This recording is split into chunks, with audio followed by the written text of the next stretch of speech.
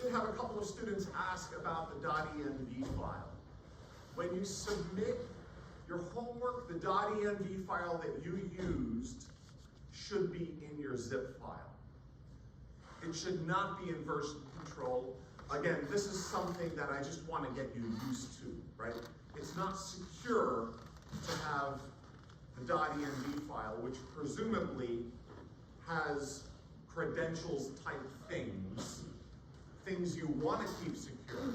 It's not secure to keep it in a GitHub repository, presumably. It broadens access to it in some ways, okay? Now, what should be in the .env file, of course, are the things that you wish to keep secret. So, of course, as we have already seen, the JWT secret, right? But I would also say, additional to that, is the things we've talked about, whatever is necessary to connect to your database. And which database, right? As we mentioned in the homework assignment, your .env file, when you load that, your program should be able to look at it and figure out, am I using a Postgres database, or am I using a Mongo database? And again, the whole point of that is, hey, it would be great tomorrow if we can then switch to a MySQL database, and we don't have to change any code in your controller, and that is one of the criteria the TAs will be using for grading. Okay? Can we change to a new database and not have to change one line of code in the controller? That is one of the criteria. Okay? The criteria should be completely ODM ORM free, right? Any other questions as far as homework 4 is concerned? Yes? For the example of the file structure you showed us, there's only 2 index.js files in the MongoDB and PostgreSQL. We're still fine to have like a models folder in those 2 files, right? You absolutely can do that, and it probably would be a good idea to do that. Yes, you absolutely can. All right, so the question is about this file structure here. Right here we have a DB directory, and currently the model stuff, the schema stuff, is somewhere else. Probably it should be in here. Like all the MongoDB stuff should probably be in here. That's better, for sure. Understand, your controller should not know anything about schema, model, anything. Nothing. Again, TA is going to look for that. If they find it, then you lose those points, okay? That's important to understand, because that's how we make it platform independent in that way. And that's a really important principle. It's just a really important principle. It's the way quality code gets written once and then gets used for many purposes. That's what that's really about. And again, we're going to talk about a lot of things that relate to that here in the second half of the semester. Okay? Anybody else? Any other questions? Yes? So where were, like, in the code that we were originally initializing the data, is that where we're going to be initializing either class? Yeah, so this is a tricky question. So the question is, where we were initially initializing the database in the code that I gave you, what are we doing with that now? And the answer to that question is, if you look at the description of the homework, we still have to connect, right? If we're using Postgres, we have to connect. If we're using Mongo, we have to connect. But presumably, those 2 things connect in different ways, right? They have different libraries and they connect in different ways. So they really should have their connection implementation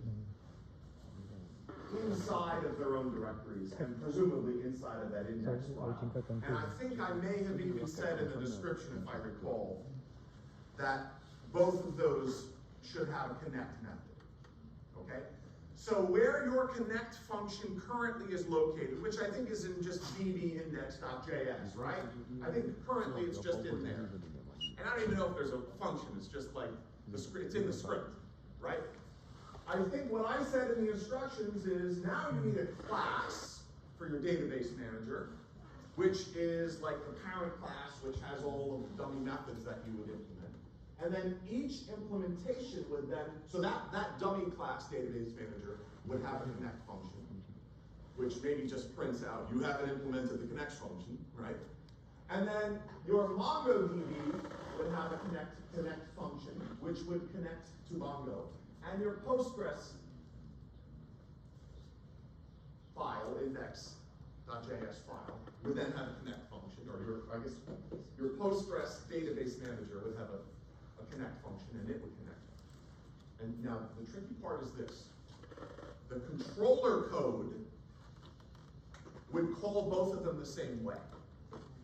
It would just call connect. And presumably connect would use things from the ENV, right? And then would connect the way that it would be done for that database. Okay, everybody with me on that? And then inside of those database manager classes, they would also do all of the other important things that they need to do, right? But now the tricky part here, again, I'm not exaggerating, this is maybe the most important thing that you can learn this semester.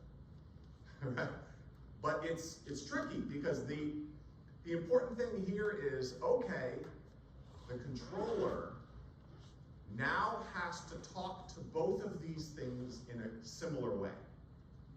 And yet, the way they actually put things in the database is quite different, right?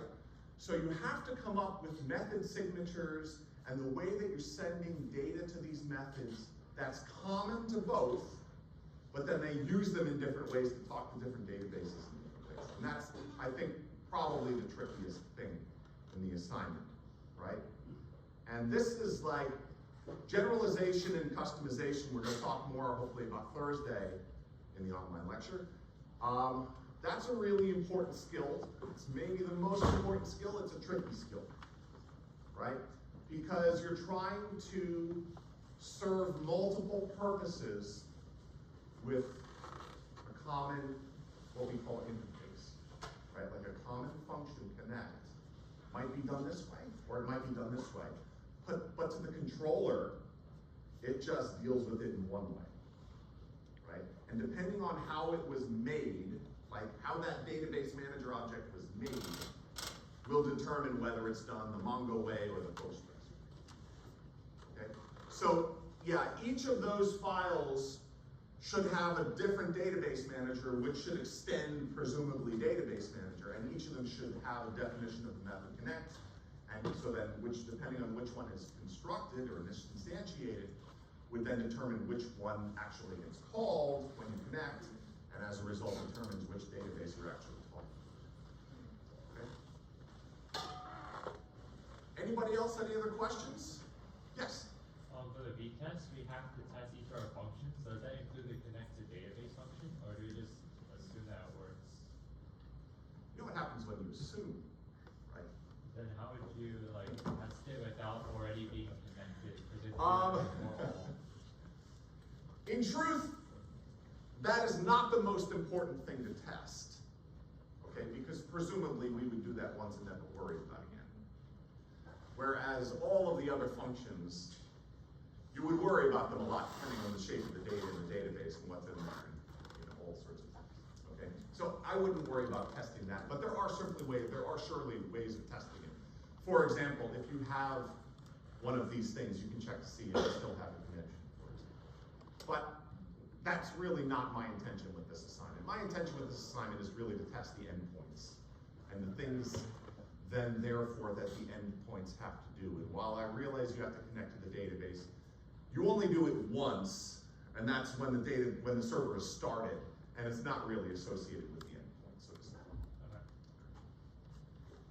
Anybody else? Any other questions? Yes, all the way in the back. So when we submit, do we have to include the .env file like from the directory like locally rather than using GitHub? Yeah, so submitting in Brightspace, absolutely. Everything that's in the project should be submitted. Just the whole deal with GitHub is that I just want you to get into the habit of, in the real world, you should never, ever, ever put the env file in your repository. Like that gets distributed through some other mechanism in the real world. Think of it that. To test for Postgres, I made a role and password on my local Postgres that would just be on my machine. Should I commit that in the env file? Because the TA likely wouldn't have that. Or, I mean, they could happen to have a user with my name and passwords. I'm trying to remember, did we have to do that with Mongo? I don't think there's a No. password set. Or we could just assume there's a password set for like some of the consistent. Okay. So the answer to that question is it should be loaded from the .env file. We are going to talk about this on Friday in the TA meeting, and the assumption is that they should be able to change whatever settings are in your .env file that apply to them running it. But it's your .env file because you are naming things your own, whatever you want to name them. Okay? And what I mean, so Postgres password, for example, that should be in the .env file. Postgres account name or whatever, that should be in the .env file. And the TA should simply, in running it on their own machine, be able to go in there and change those things. Okay? That's the assumption. All right? And then you get to see what the TA's password. No. Anybody else? Any other questions before we go on? So last time we were talking about design, and again, that's really what you're going to be doing in homework